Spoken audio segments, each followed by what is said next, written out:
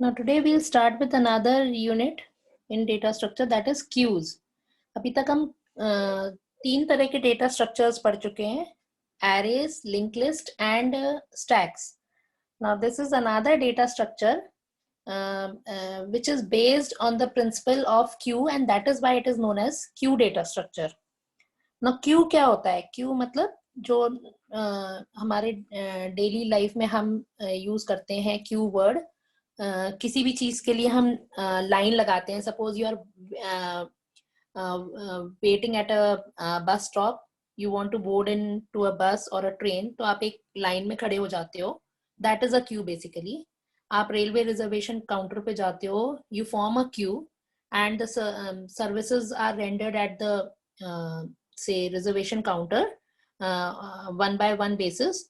और क्यू में जो सबसे आगे क्यू में लगा होता है person, that person gets the services first. जैसे ही उसको सर्विसेज मिल जाती है, उसका काम हो जाता है, ही और she moves out of the queue and उससे पीछे जो पर्सन होता है वो आगे आ जाता है and then he gets the services next. और कोई भी नया पर्सन अगर आता है तो वो क्यू में सबसे लास्ट में आकर के खड़ा होता है. सो क्यू डेटा स्ट्रक्चर में you have two ends basically. one is the front end and one is the rear end. in contrast to stacks, stack में हमारा सिर्फ एक एंड होता था and that was known as the top of a stack. कभी भी कोई element अगर स्टैक में ऐड होता था या रिमूव होता था, it took place only from one end. तो स्टैक्स में आपके जो भी पुश एंड पॉप ऑपरेशन होते थे, they took place from one single end and that end was known as the top of the stack. इसी तरह से क्यू में आपके दो एंड्स होते हैं, एक फ्रंट एंड होता है और एक रियर एंड होता है. जब भी कोई नया एलिमेंट ऐड होता है क्यू के अंदर, it is added to the rear side and whenever an element is removed, it is removed from the front side या front end. Okay, so the queue has two ends, the rear end and the front end. Elements add rear end पे होते हैं और remove या delete front end से होते हैं. Another difference between a queue and a stack is stack was based on the principle of LIFO, that is last in first out, जबकि queue is based on the principle FIFO, means first in first out. मतलब queue का principle क्या है कि जो पहले आएगा उसको पहले, first in first out means पहले आएगा तो पहले जाएगा. जबकि स्टैक में क्या होता था, जो एलिमेंट सबसे लास्ट में ऐड होता था वो सबसे पहले, it was the first to be removed. जबकि क्यू में जिस ऑर्डर में एलिमेंट्स आए हैं उसी ऑर्डर में एलिमेंट्स रिमूव होते हैं. So the first element will be removed first, the last element will be removed at the last. Now queue में मेन दो ऑपरेशंस जो परफॉर्म होते हैं, that is adding an element in a queue and deleting an element from the queue. Usually उसके लिए दो functions आपके रहते हैं, one is enqueue and one is dequeue. Enqueue is to add an element in a Q and dq is used for deleting an element from the queue. This is for delete. Okay, now suppose यहाँ पे queue दी हुई है. Now the elements added in the queue are in the order. सबसे first element add हुआ 25, then उसके बाद 30, then 50, then 60 and 85. So 85 was the last element that was added in the queue and 25 was the first element that was added in the queue. So 25 becomes the front element and 85 becomes the rear element of the queue. अब अगर हम इस पे delete operation perform करते हैं, तो अगर एक बार आप कोई एलिमेंट को डिलीट करोगे तो क्यू में first in first out principle पे बेस्ड होती है क्यू. तो the first element that entered the queue was 25. So if an element is removed from the queue, it will be 25. 25 will be removed first. 25 remove होगा तो 30 will come in the place of 25 and it will become the first element. And इस तरह से एक एक element आपका आगे shift होता जाएगा and the last element to be removed from this queue will be 85. तो जिस ऑर्डर में एलिमेंट्स ऐड हुए थे उसी ऑर्डर में एलिमेंट्स रिमूव होते हैं. Now these are the three operations that are performed on a queue. One is NQ, जो अभी हम देख चुके हैं. NQ का मतलब adding an element in the queue, जो कि rare end पे होता है.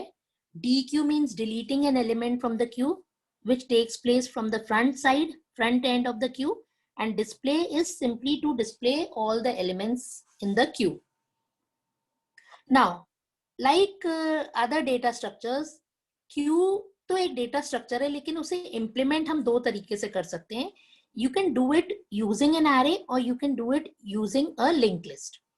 नाउ सिमिलरली हम स्टैक्स को भी दो तरह से इम्प्लीमेंट कर सकते थे, या तो एरे के थ्रू या लिंक लिस्ट के थ्रू. नाउ दोनों के अपने एडवांटेजेस एंड ड्रॉबैक्स हैं. जो एडवांटेजेस और ड्रॉबैक्स एरे और लिंक लिस्ट के होते हैं, which we have already learned.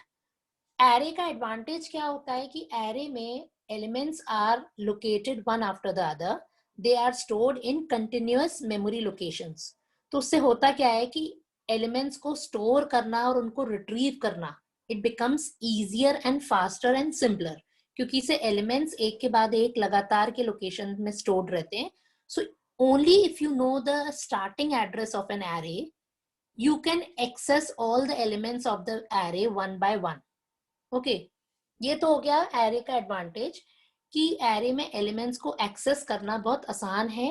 And उसको एरे के एलिमेंट्स को एक्सेस करने के लिए सिर्फ आपको एरे का फर्स्ट एलिमेंट का एड्रेस पता होना चाहिए, and you can access all the elements one after the other very easily. लेकिन एरे का ड्रॉबैक क्या था कि एरे की साइज स्टैटिक होती है, फिक्स्ड होती है.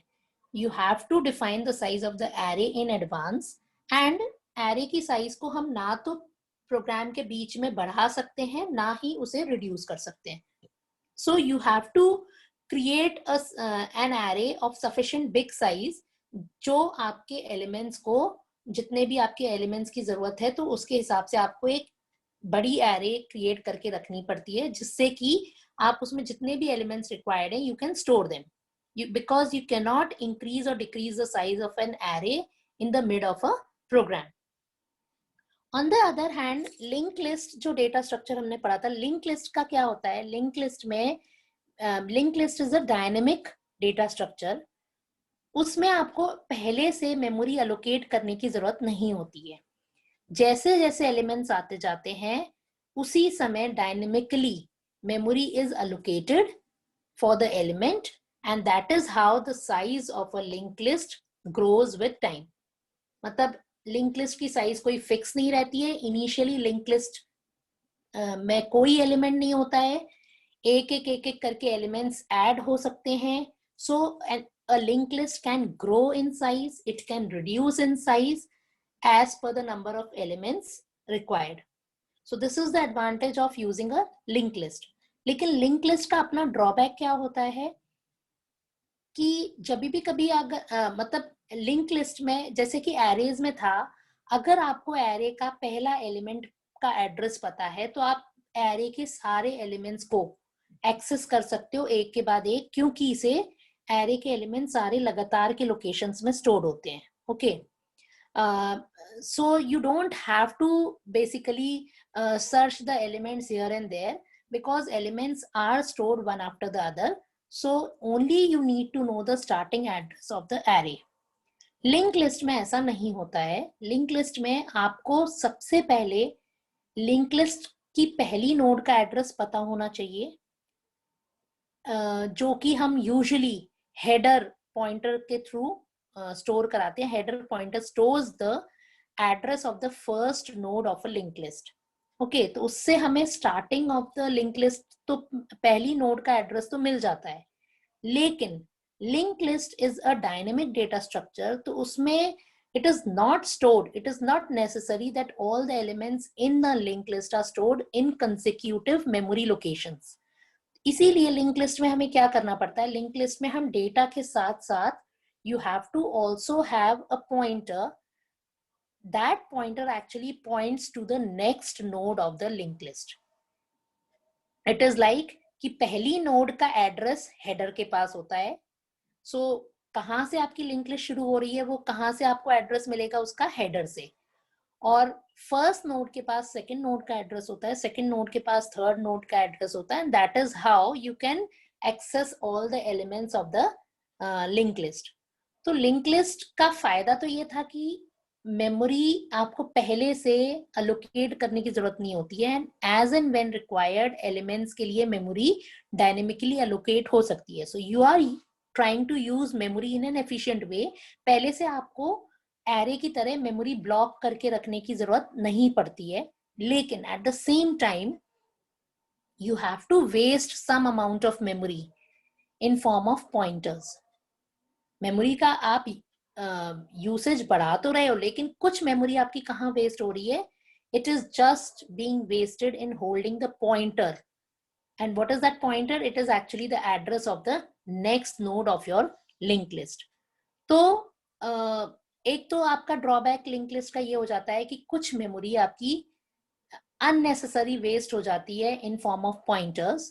प्लस जो दूसरा ड्रॉबैक है लिंक लिस्ट का, दैट इज कि traversal of a link list is slower than that of a array. Array में एलिमेंट्स को एक्सेस करना फास्ट है. क्यों? क्योंकि इसे all elements are stored one after the other. Okay, it is like कि सपोज लाइन से आपके कई सारे रूम्स हैं और आपको हर रूम में नॉक करके पर्सन को कोई मैसेज देना है. तो आप क्या करोगे? लाइन से एक के बाद एक के बाद एक सारे रूम्स हैं, you just knock the door, you say whatever you message you want to say, and then आप next रूम पे चले जाओगे. बट अगर ये रूम्स लगातार एक के बाद एक स्टोर नहीं होते, नहीं लोकेटेड होते, and they are at discrete locations, अलग अलग जगह पे हैं, तो आपको क्या करना पड़ता कि पहले आप एक से उस पे जाते, then you have to go to some other place, then to a third place, and that all will take a lot of time. तो लिंक लिस्ट डेटा स्ट्रक्चर का एडवांटेज सिर्फ एक है कि it does not block a major part of the memory in advance like you have to do in case of arrays. लेकिन at the same time traversal या accessing an element in a linked list is definitely say slower as compared to that of an array. And दूसरा drawback क्या है कि कुछ memory आपकी pointer को store करने में भी वेस्ट हो जाती है. ओके, नाउ स्टैक्स को भी आप लिंक लिस्ट एंड एरेज दोनों तरह से स्टोर कर सकते थे. Similarly queues can also be stored in form of an array also and in form of a linked list also.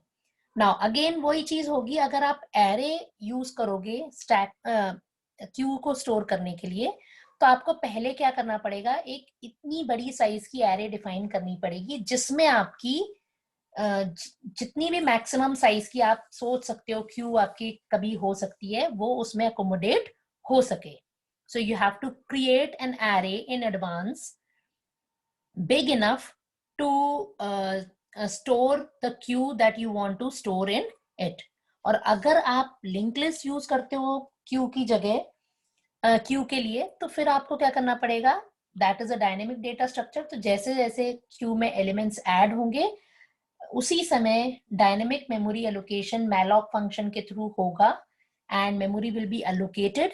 And बिल्कुल लिंक लिस्ट के प्रिंसिपल पे every node will be stored and every node will hold the pointer or address of the next element of the queue. Now first we will see how to store the queue data structure using an array.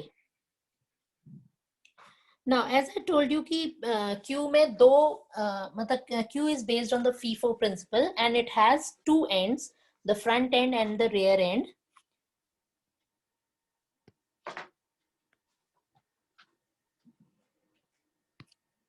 So first we will see how to add an element in an array.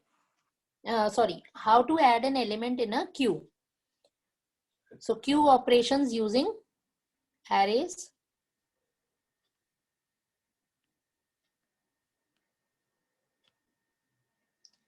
Now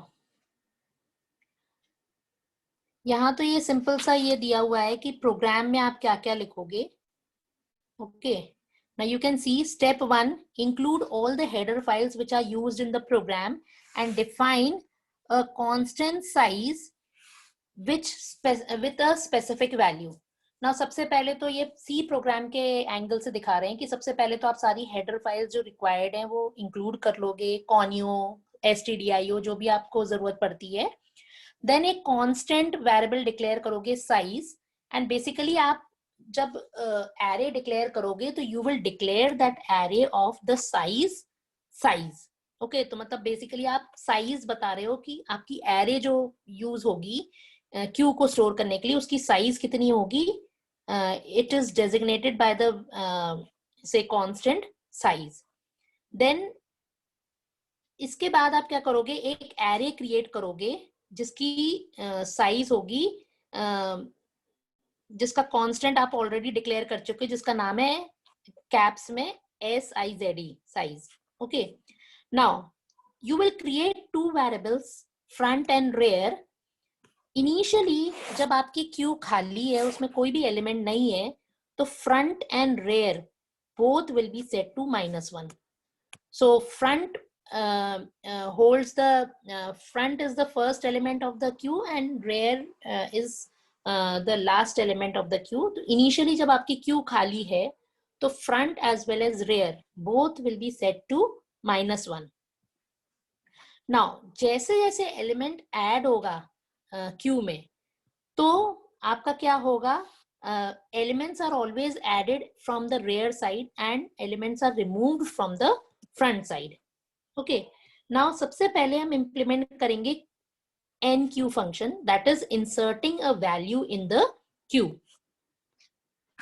now इसमें क्या होगा, सबसे पहले step 1, let us see step 1.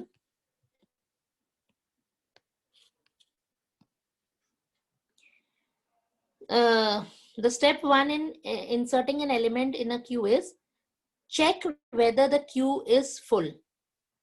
Now कभी भी अगर आपको element add करना है क्यू में तो यू हैव टू चेक, जैसे हम स्टैक में चेक करते थे कि स्टैक में एलिमेंट ऐड करने से पहले आपको चेक करना पड़ेगा स्टैक पहले से फुल तो नहीं है, because you can not add N element in a stack if it is already full. या कोई भी डेटा स्ट्रक्चर में अगर एरे की बात करें तो एरे में अगर हमें एलिमेंट ऐड करना है तो you can not add N element in an array which is already full. उसमें रूम ही नहीं है, स्पेस ही नहीं है एक और एलिमेंट को ऐड होने की. So in case of queue also you have to see कि क्यू की साइज हमारी थी से साइज. ओके, तो आपको क्या चेक करना पड़ेगा, कहीं क्यू पहले से फुल तो नहीं है. अगर फुल है तो क्या करोगे, आप सिंपली एक मैसेज डिस्प्ले करा दोगे, the queue is already full and no further elements can be added in the queue, and you can simply exit from the program, क्योंकि इसे एक ऑलरेडी फुल क्यू में आप एलिमेंट ऐड नहीं कर सकते हो. ठीक है.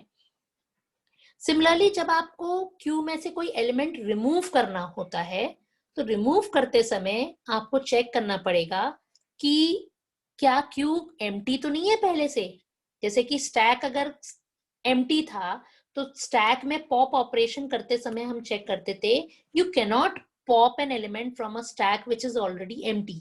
Similarly, you cannot delete an element from the queue which is already empty. मतलब उसमें कोई element है ही नहीं, एक ऐसी लाइन जिसमें कोई खड़ा ही नहीं है, तो उसमें से आप किसको हटने को बोलोगे. So these are the things that you have to check while inserting an element in a queue and deleting an element from a queue. Inserting an element in a queue में आपको क्या चेक करना पड़ेगा कि आप element तभी insert कर सकते हो क्यू में जब वो फुल ना हो. अगर फुल है तो simply you will display a message that the queue is full, insertion is not possible and terminate the insert function, जो कि एनक्यू फंक्शन है, उसको फिर आप टर्मिनेट कर दोगे because you can not add further element in the Q because it is already full. अगर ऐसा नहीं है, मतलब कि अगर क्यू फुल नहीं है, there is room for other elements to get stored in it. If it is not full, then increment the rear value by 1 and set Q of rare is equal to value. Means suppose आपकी Q कुछ इस तरह से है.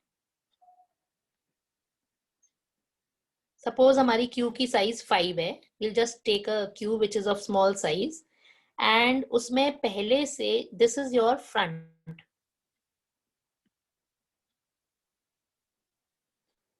This is your front.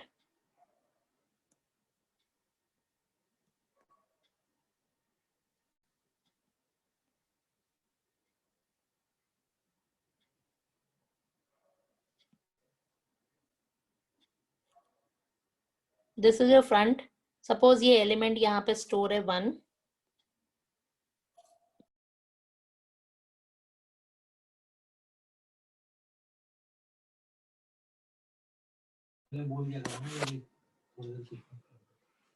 Now suppose this is the front element of the Q and this is 1. और suppose rare element इस समय आपका ये 3 है. This is your rare element.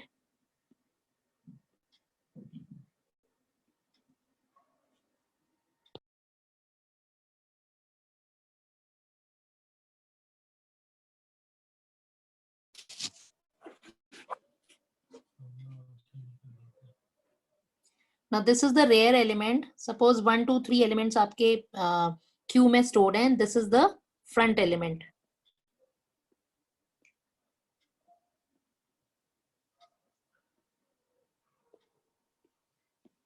Now suppose I want to add an element in a Q, तो वो कहाँ पे add होगा? At the end. तो हमें क्या करना पड़ेगा? अभी जो element था rare पे था. So what we'll do? We will increase the value of rare by 1 and then suppose Q नाम की array थी हमारी, तो हम क्या करेंगे? Q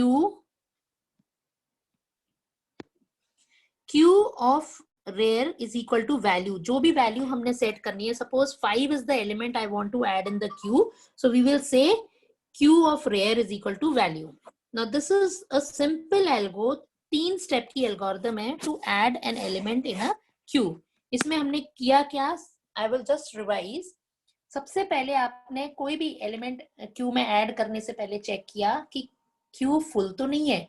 अगर Q ऑलरेडी फुल है, then in that case you will simply display an error message कि element cannot be added in the queue as it is already full, and you will come out of the function, terminate the function.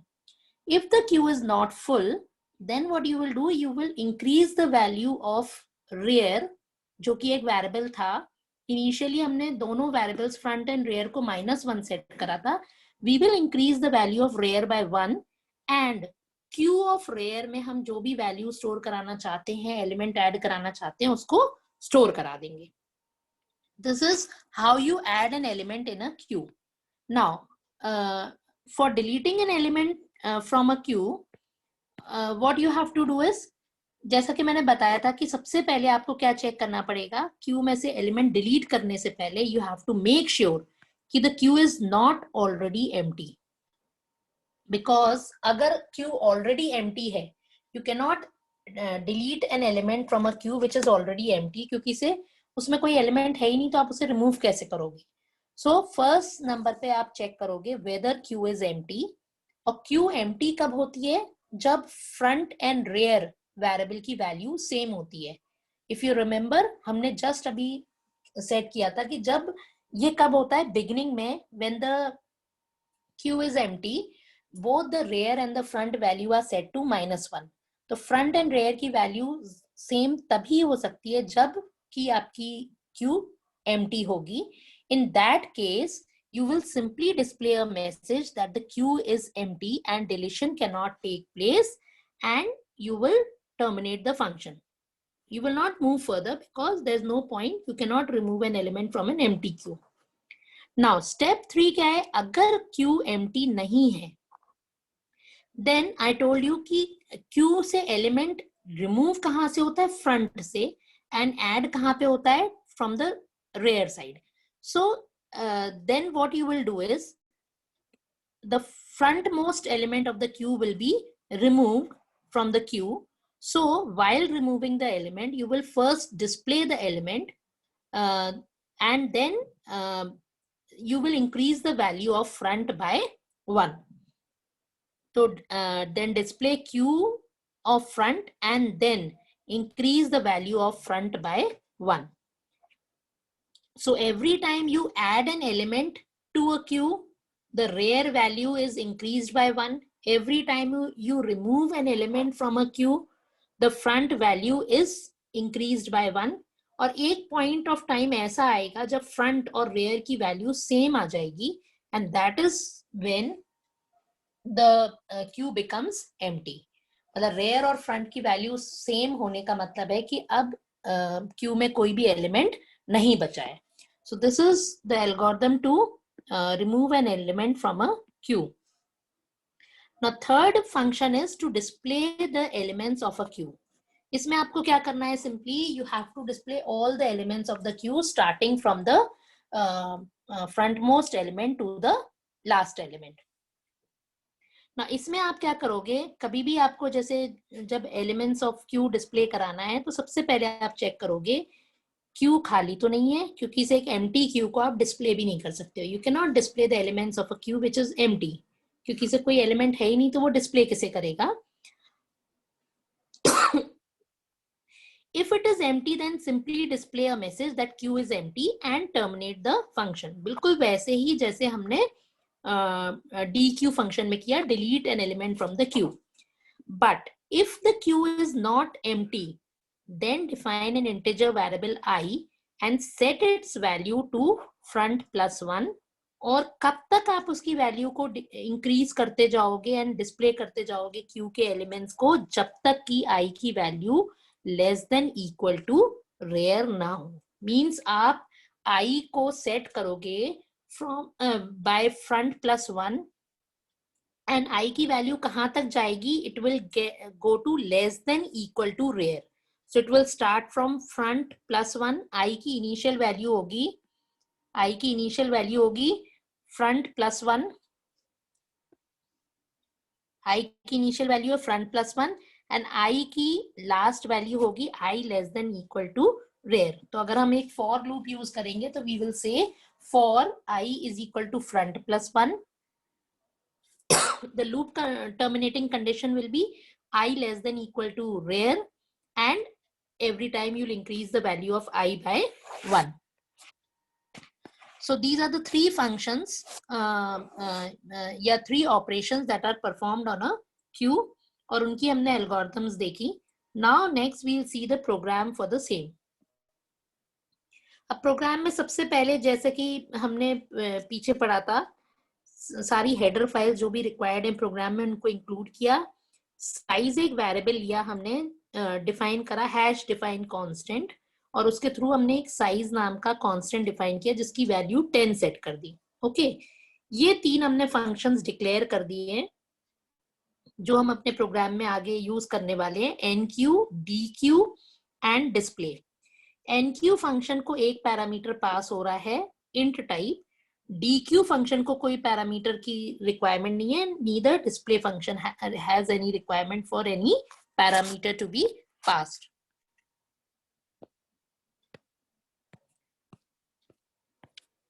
Now अब यहां पे क्या किया हमने? एक array define करी जिसकी साइज है और जिसका नाम है क्यू नाम की एक एरे डिफाइन करी ऑफ साइज. और ये साइज की वैल्यू हमने क्या सेट कर रखी है? हैश डिफाइन कांस्टेंट के थ्रू 10 वैल्यू. सो बेसिकली आपकी एक एरे क्रिएट हो रही है of 10 size and you are taking two variables front and rear. दोनों की वैल्यू आपने इनिशियलाइज कर दी -1. देन मेन में हमने क्या किया? ये मेन्यू बेस्ड प्रोग्राम बनाया है. 1 is insertion, 2 is deletion, 3 is display and 4 is exit. तो एक मेन्यू डिस्प्ले होकर के आएगा और आपके 4 ऑप्शंस डिस्प्ले होके आ जाएंगे: insertion, deletion, display and exit. User से आप चॉइस की वैल्यू इनपुट करा रहे हो.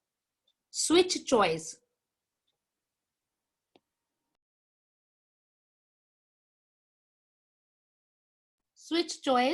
अब चॉइस के बेसिस पे चॉइस अगर 1 है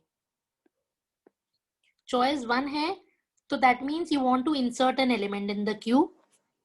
तो हमने क्या किया, enter the value to be inserted, user से वैल्यू की वैल्यू इनपुट कराई, एनक्यू फंक्शन को कॉल करा और वैल्यू पैरामीटर उसमें पास कर दिया। ओके, तो element will be added in the queue at the rear end, and break कर दिया हमने इसको, केस को। डी क्यू में सिंपली डी क्यू फंक्शन को कॉल करा लिया और डिस्प्ले में डिस्प्ले फंक्शन को कॉल करा लिया। And fourth option is exit, तो we have just called the exit function with a 0 value. ठीक है, और डिफॉल्ट में हमने बोल दिया wrong selection, try again.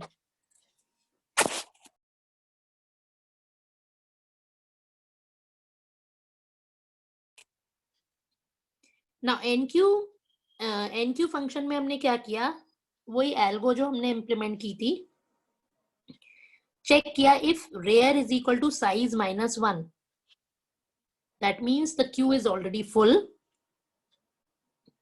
else if front is equal to -1, front is equal to 0 and rare plus plus, और q of rare is equal to value। अगर आप देखो तो हमने जो स्टेप्स एल्गोरिथम में बताए थे उनको C में सिंपली लिख दिया है। यहां हमने चेक करा कि अगर ऑलरेडी q फुल है तो you can not add an element in a q which is already full. Else part में हमने फिर रेयर की वैल्यू को 1 से इंक्रीज करा के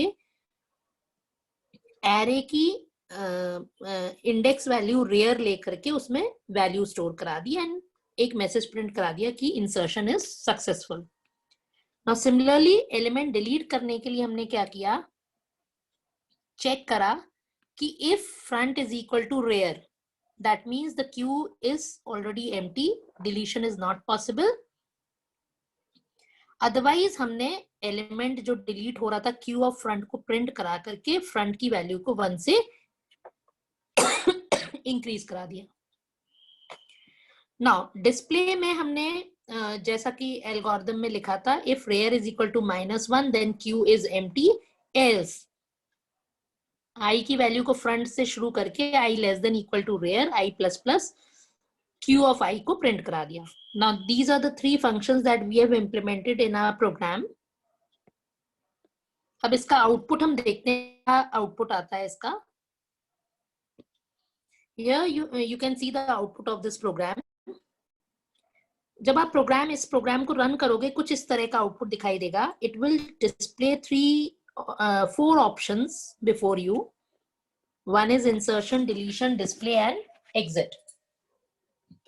And it will ask you to enter your choice। Now suppose the user has entered the choice 2। अब ये हम मान के चल रहे हैं कि हम क्यू बना चुके हैं, उसमें एलिमेंट ऑलरेडी है। So 2 means deleting an element, so the element deleted will be printed. Then again they are saying enter your choice. इस केस में यूजर ने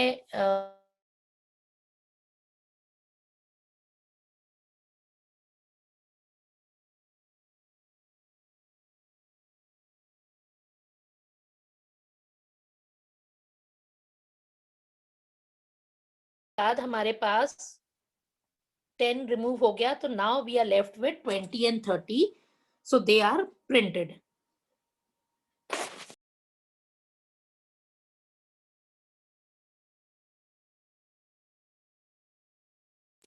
So this is how to insert and delete an element in a queue and display the elements in a queue।